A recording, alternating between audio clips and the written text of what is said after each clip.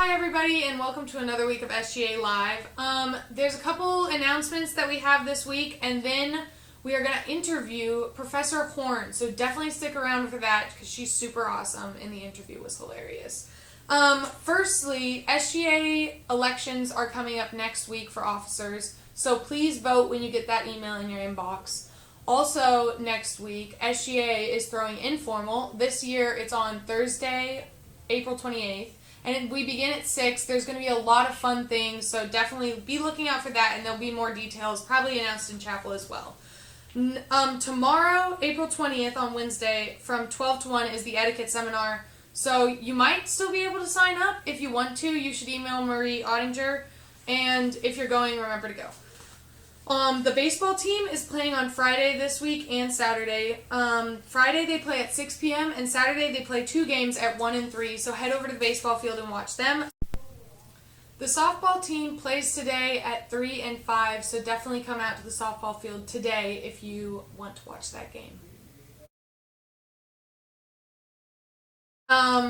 If you are looking to eat some crawfish, the SLP students are making crawfish, and you can pre-order your plate for $20 or order at the door for $25, and you get it on May 14th. So if you are going to still be around after graduation and after the semester ends and you'd like to eat some crawfish on May 14th, come out, and this is probably some kind of fundraiser to help them out.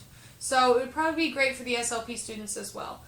Book club is May 2nd at 3:30 p.m. in the Gus Nichols Library, and May's discussion is The Magician's Nephew by C.S. Lewis.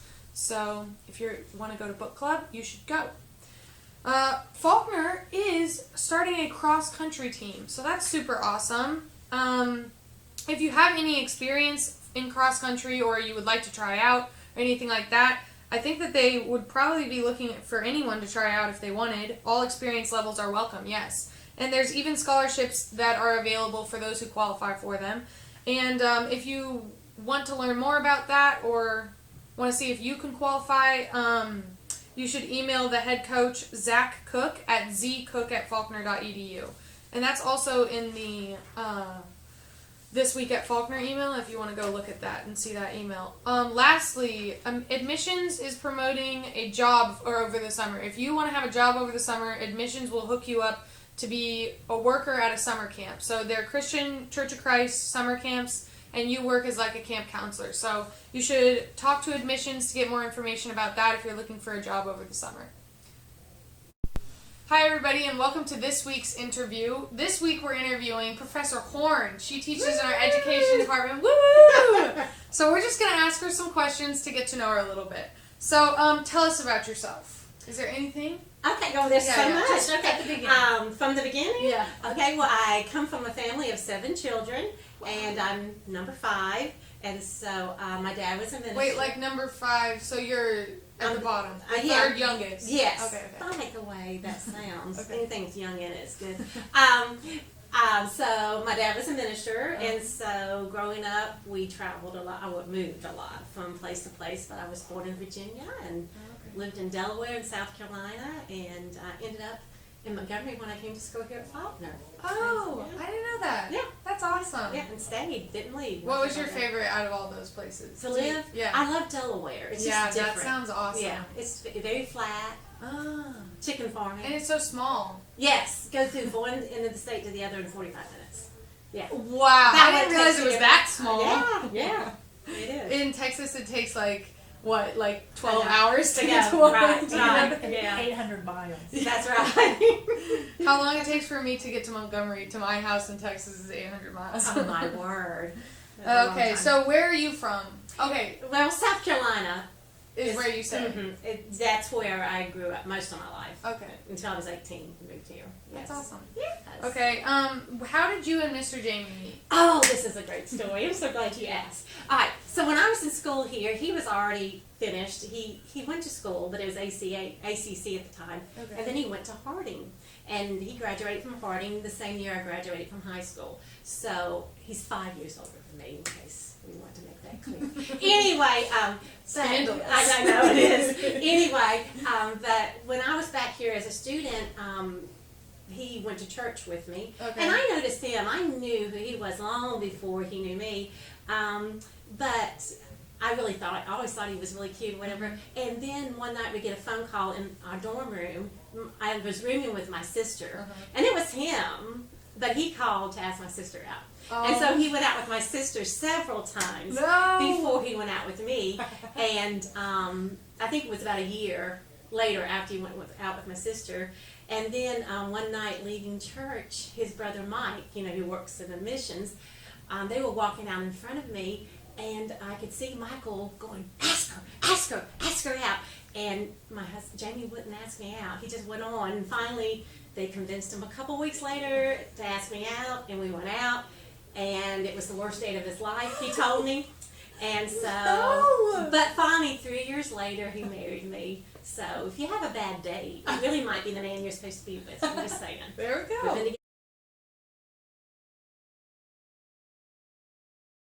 together 31 years. Wow. So, yeah, I know. So That's so funny. That's how we met. That's hilarious. I know. I love having a good story. That's a really good It story. is a good story. And then he never really asked me to marry him. He put my engagement ring in an Easter basket, and just for me to find. The Easter Bunny brought that. Yeah. So anyway, we made That's it. hilarious. So you went to Faulkner for college? I did. I went to Faulkner and received a biology degree. Didn't use it. And at this point, I was dating Jamie, and he told me I had to get a job. And so I went back to school and got my degree in education. At Faulkner again? No, I went to AUM. Oh, okay. And got my master's, and then I went to Auburn, and later on to get my EDS in education. Okay, that's awesome. Yeah.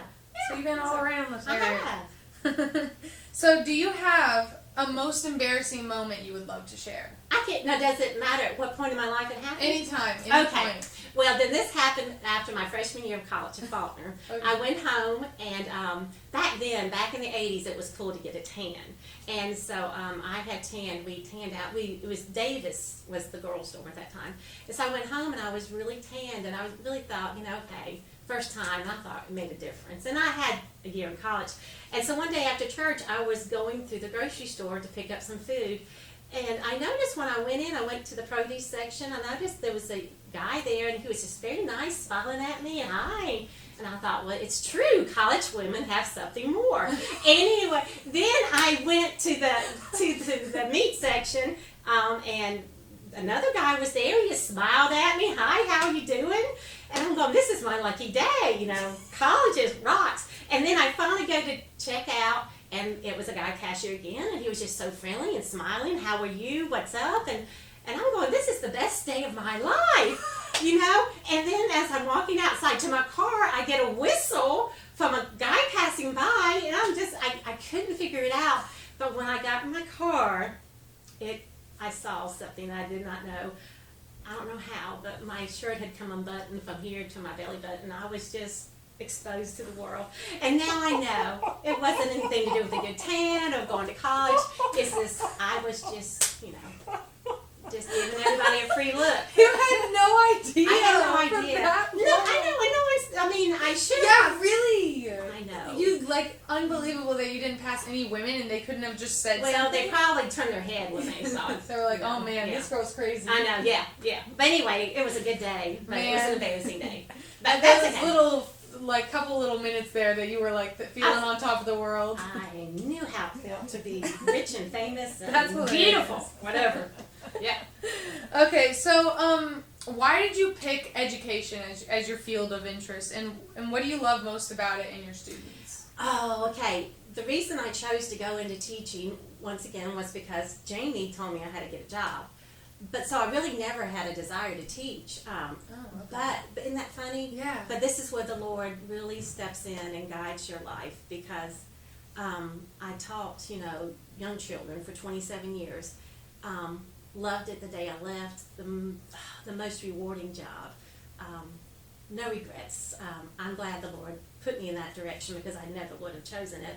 And just the best. They are so full of joy, so full of love, and they really show you each and every day what life is all about. Yeah. Because we get all mixed up when we grow up, don't we?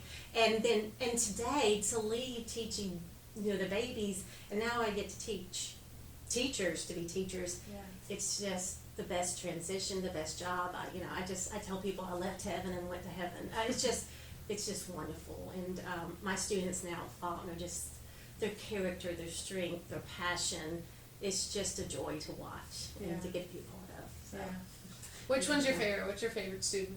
Come on, tell us. Oh, can I teach? Yeah. Oh! Can you say it? No, I can't. No, you can't. All of them. All of You them. can just whisper it to me later. But I really do, and I love all of them. I'll whisper it to you later. Okay. I love all of my elementary, but I tell you what, I also love my PE students I get to have every night. Oh, yeah. They are amazing. They are amazing, amazing. Such a joy. And, That's awesome. Okay, if you had one wish for Faulkner, what would it be? Well, first to win the lottery and give money to them, but I've got to play it, right? But since I don't play the lottery, I think to have I don't want to say vision that children have, because they find joy and happiness in every day. And I think sometimes as older, children, but they're young adults, or even our age, my age, excuse me, not your age, we tend to not see that. We tend to look at what's going wrong instead of what's going right. So just to find something every day to be happy about, to know it's a blessing. Yeah, That I would be- agree. That'd be my wish. I think that would be a really life-changing thing for our student body if that happened. Yeah, and it's easier to do than what we think. I think so too. But we all struggle with it, right? Yeah, that's a great wish though. Okay, well, it was really lovely getting to know you in this interview.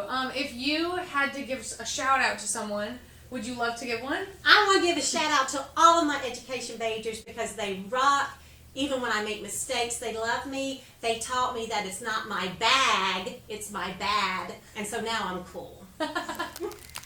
Okay.